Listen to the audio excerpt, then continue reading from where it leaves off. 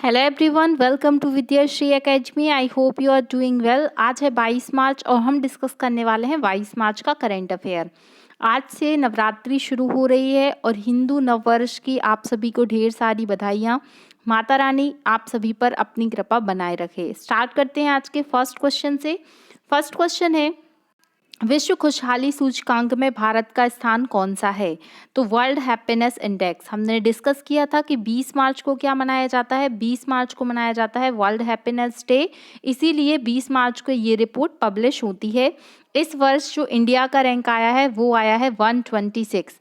क्या आप बता सकते हैं कि 2022 में वर्ल्ड हैप्पीनेस इंडेक्स में भारत का कौन सा स्थान था? अगर आपको पता है तो आप कमेंट बॉक्स में ज़रूर बताइए। देखिए, आप देख सकते हैं कि भारत के लोग दुनिया में सबसे कम खुश हैं। इसका विश्लेषण भी दिया गया है। आप जैसे कि हम पड़ोसी देश की बात करते हैं तो नेपाल का रैंक है 78। पाकिस्तान का रैंक भी भारत से अच्छा है। श्रीलंका, म्यांमार, हम अपने पड़ोसी देशों से काफ़ी पीछे हैं। भारत का रैंक है 126। इसके पहले 2022 में जो हैप्पीनेस इंडेक्स में आंकड़ा था वो हमने कैसे याद किया था कि खुशी से हमारा क्या रहता है, 36 का आंकड़ा रहता है, इसलिए हम दुखी हो जाते हैं।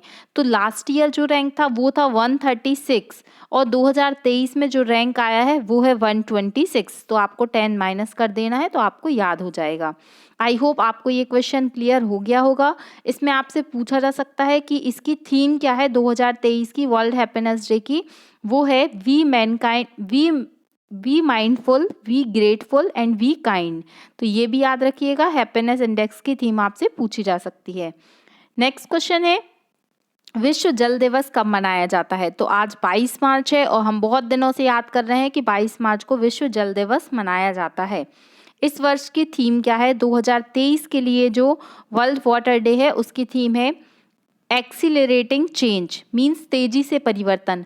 हम देख रहे हैं कि दिनों दिन जो है वो जल स्तर है घटता जा रहा है और जल से संबंधित बहुत सारी समस्याएं देखने को मिलती हैं, चाहे वो जल प्रदूषण हो या जल का भूस्तर कम होना हो। तो इस वर्ष की थीम है तेजी से परिवर्तन, ये भी याद रखिएगा। 22 मार्च को विश्व जल दिवस मनाया जाता है। अब आपसे पूछा जा सकता है कि वाटरमैन ऑफ इंडिया के नाम से कौन जाना जाता है? तो वो है राजेंद्र सिंह, जिन्होंने वाटर कंजर्वेशन के लिए बहुत सारा काम किया है, इसीलिए इन्हें वाटरमैन ऑफ इंडिया की उपाधि से नवाजा गया है। 21 मार्च को हमने डिस्कस किया था कौन सा डे मनाया जाता है। तो 21 मार्च को मनाया जाता है विश्व वानिकी दिवस। वर्ल्ड फॉरेस्ट्री डे मनाया जाता है 21 मार्च को। 20 मार्च को हैप्पीनेस डे के साथ साथ एक दिन और रहता है, वो रहता है विश्व गौरैया दिवस। और विश्व गौरैया दिवस की थीम है आई लव स्पैरो। जो गौरैया है वो उसकी संख्या भी कम हो रही है, तो उसका हाल जो है गिद्ध की तरह ना हो पाए, इसीलिए इसकी थीम रखी गई है आई लव स्पैरो। और हमें क्या करना है, स्पैरो को संरक्षित करना है। बात वाटर की है तो एक क्वेश्चन अभी काफ़ी पूछा जा रहा है, जलदूत ऐप। जलदूत ऐप किस मंत्रालय ने लॉन्च किया था? तो ये किया था ग्रामीण विकास मंत्रालय ने। फिर बात जल की है तो आपको ये भी पता होना चाहिए कि विश्व जो जल है, क्या बोलते हैं इसको, हर घर नल से जल वाला टारगेट 100% अचीव करने वाला राज्य बना है गोवा। और अगर हम बात करते हैं एमपी में, तो एमपी में बुरहानपुर एक ऐसा जिला है जो हर घर नल से जल वाला टारगेट अचीव करने वाला जिला बना है। तो ये दोनों फैक्ट भी आपको पता होना चाहिए। आज हमने सारे इंपॉर्टेंट डे डिस्कस किए हैं। तो उसमें जो बचे हुए हैं, जैसे कि ज़ीरो डिस्क्रिमिनेशन डे अगर हम बात करते हैं 1 मार्च से, तो 1 मार्च को मनाया जाता है शून्य भेदभाव दिवस। फिर आपको याद रखना है 15 मार्च। 15 मार्च को कौन सा दिवस मनाया जाता है? तो world consumer day, world consumer right day मनाया जाता है, विश्व उपभोक्ता अधिकार दिवस, ये याद रखिएगा। फिर बात करते हैं हम 16 मार्च की, तो 16 मार्च को कौन सा दिवस मनाया जाता है? वो मनाया जाता है विश्व टीकाकरण दिवस। महत्वपूर्ण है, इसको भी आपको याद रखना है। एक और आपसे पूछा जा सकता है 3 मार्च को कौन सा मनाया जाता है दिन? तो वो मनाया जाता है विश्व वन्य जीव संरक्षण दिवस। तो ये कुछ इंपॉर्टेंट डेज हैं। यदि आप डेली के डेली कौन सा डे आ रहा है उसे याद करते हैं तो आपको कोई भी प्रॉब्लम नहीं होगी। आई होप आपको ये क्वेश्चन याद हो गया होगा। और हम कल बात करेंगे 23 मार्च 1931 का, वह दिन जिस दिन राजगुरु भगत सिंह को फांसी हुई थी, जिसे शहीद दिवस के रूप में भी मनाया जाता है। तो ये सारी जानकारी आपको पता होनी ही चाहिए। ये बताया गया है कि भारत में सिर्फ 18% गांव ऐसे हैं जहां पर साफ और सुरक्षित पानी मिलता है। इससे मुझे याद आया, सस्टेनेबल डेवलपमेंट गोल जो हैं, जिनका लक्ष्य 2015 से 2030 तक लक्ष्य प्राप्त करना है, इसमें आपको बताना है कि स्वच्छ जो जल है उसका जो टारगेट है वो कौन से नंबर का है। गांव में कुल रहने वाली आबादी जो है 83.3 करोड़ है, लेकिन उनके पास स्वच्छ जल नहीं है। ये इसमें सारे आंकड़े दिए गए हैं, आप इसे पढ़ के अपने मेंस की आंसर राइटिंग में यदि जल संरक्षण से रिलेटेड कुछ क्वेश्चन आता है तो आप ये फैक्ट इंक्लूड कर सकते हैं।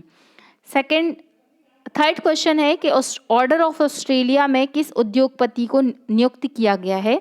मतलब ऑर्डर ऑफ ऑस्ट्रेलिया जो सम्मान है वो कौन से ऐसे उद्योगपति हैं जिनको सम्मानित किया जाएगा, तो वो है रतन टाटा जी।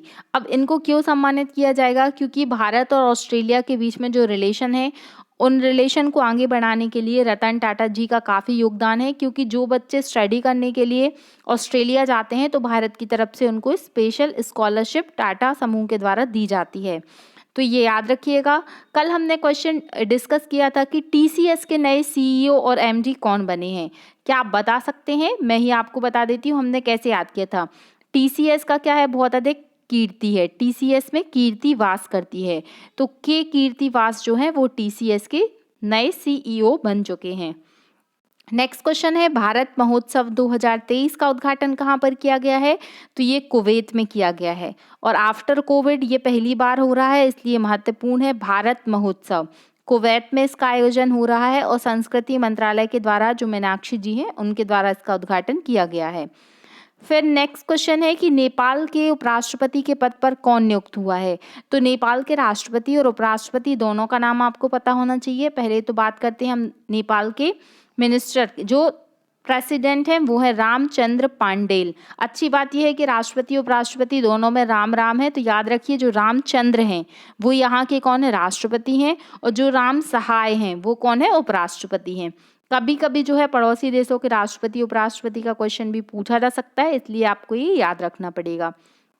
नेक्स्ट क्वेश्चन है, पोषण अभियान की शुरुआत कब की गई, तो 8 मार्च 2018 से पोषण अभियान की शुरुआत की गई है, जिसके तहत 20 मार्च से लेकर 3 अप्रैल तक पोषण पखवाड़ा मनाया जाएगा। और 2023 के लिए जो थीम रखी गई है वो है सभी के लिए पोषण। तो याद रखिएगा। अब बात पोषण की आई है, तो ये पोषण किससे मिलेगा, तो पोषण मिलेगा मोटे अनाज से, जिसे क्या उपाधि दी गई है, श्री अन्न की उपाधि दी गई है। देखिए यदि आप डेली करंट अफेयर ध्यान से पढ़ते हैं ना, तो आपको जो रिलेट करने की जो कला है वो आ जाएगी, और फिर ये सब आपको मेंस के आंसर राइटिंग में बहुत अधिक हेल्प करेगा। क्योंकि जहाँ भी न्यूट्रिशन से रिलेटेड कोई आंसर लिखना है ना, तो आपके दिमाग में आएगा कि हाँ कुछ पोषण पखवाड़ा आया था और हम इसको रिलेट कर सकते हैं मोटे अनाज से, ये न्यूट्रिशन देता है जिससे क्या होगा, कुपोषण को दूर कर सकते हैं। तो आपको इस तरीके से पढ़ना पड़ेगा। ये आप देख सकते हैं रतन टाटा जी को ऑर्डर ऑफ ऑस्ट्रेलिया से सम्मानित किया जा रहा है। नेक्स्ट क्वेश्चन है, विकलांग दिव्यांग की सहायता के लिए दयालु योजना कहाँ से प्रारंभ हुई। अब हर दिन इतनी सारी स्कीम आती हैं, वो ऐसे हमें कैसे याद रहेंगी, तो देखिए अब ये दिव्यांग की सहायता के लिए दयालु, अगर कोई व्यक्ति दिव्यांग है, मान लीजिए वो कोई कंपटीशन में पार्ट लेता है और मान लीजिए हार जाता है, तो हमें क्या हो जाएगी, हमें उस पर दया आ जाएगी। तो ऐसा कुछ हम रिलेट कर सकते हैं। तो हरियाणा मतलब दयालु हरियाणा। और वैसे भी आप देखते हैं कि हरियाणा में क्या है, जितने भी बॉक्सर हैं वो कहाँ से आते हैं, हरियाणा से आते हैं। तो जब भी वो बॉक्सिंग में किसी को हराते हैं ना, तो एकदम दया आ जाती है। तो याद रखिएगा कि दयालु दिव्यांग की सहायता के लिए दयालु योजना कहाँ से प्रारंभ हुई है, हरियाणा से याद हुई है। देखिए कभी भी अदरवाइज मत लीजिएगा, ये सब हम बस याद करने के लिए रिलेट कर लेते हैं। झरनी योजना पोर्टल की शुरुआत कहाँ से की गई है, बहुत ही इंटरेस्टिंग है। झारखंड सरकार का कहना है कि इतने सारे लोग, इतने सारे स्टूडेंट हैं, एस्पिरेंट हैं, वो सब सरकारी नौकरी के चक्कर में मत पड़िए। आपके अकॉर्डिंग मतलब आपके अंदर जो भी स्किल है, आपके अंदर जो भी पोटेंशियल है, आप उसके अकॉर्डिंग नौकरी के लिए अप्लाई कर सकते हैं। तो ऐसा कुछ कहा है झारखंड ने, तो झरनी फॉर झारखंड ऐसा याद कर लीजिए। और जो बेरोजगारी को ख़त्म करने के लिए ये स्कीम लाई गई है। नेक्स्ट क्वेश्चन है, आज का लास्ट क्वेश्चन है, संगीत अकादमी द्वारा संगीत कलानिधि पुरस्कार से किसे सम्मानित किया गया है। तो बॉम्बे जयश्री जी हैं, जो कर्नाटक शैली की एक गायिका हैं, उनको संगीत कलानिधि अवार्ड से सम्मानित किया गया है। आज का क्वेश्चन ऑफ द डे है कि संगीत पुरस्कार 2022-23 किसे मिला है। तो संगीत पुरस्कार 2022-23 किसे मिला है, मैंने आपको बहुत अच्छे से याद कराया था। किस इनकी कृति के लिए मिला है वो भी बताया था, आपको वो भी कमेंट बॉक्स में लिखकर बताना पड़ेगा। देख सकते हैं पंडित दीनदयाल उपाध्याय, इन्हीं के नाम पे दयालु स्कीम रखा गया है इसका नाम। और इसमें क्या होगा कि अगर परिवार के सदस्य की मृत्यु या दिव्यांग होने पर उनको आर्थिक सहायता दी जाएगी। हरियाणा के जो चीफ मिनिस्टर हैं वो कौन है, मनोहर लाल खट्टर, इनका नाम भी याद रखिएगा। ये कुवैत में हो रहा है फेस्टिवल, ये भी याद रखना है, भारत महोत्सव। और पोषण अभियान PM overarching scheme for हॉस्टलिटिक nourishment, आपको इसका फुल फॉर्म याद नहीं करना है, बस पता होना चाहिए कि इसका संबंध किससे है।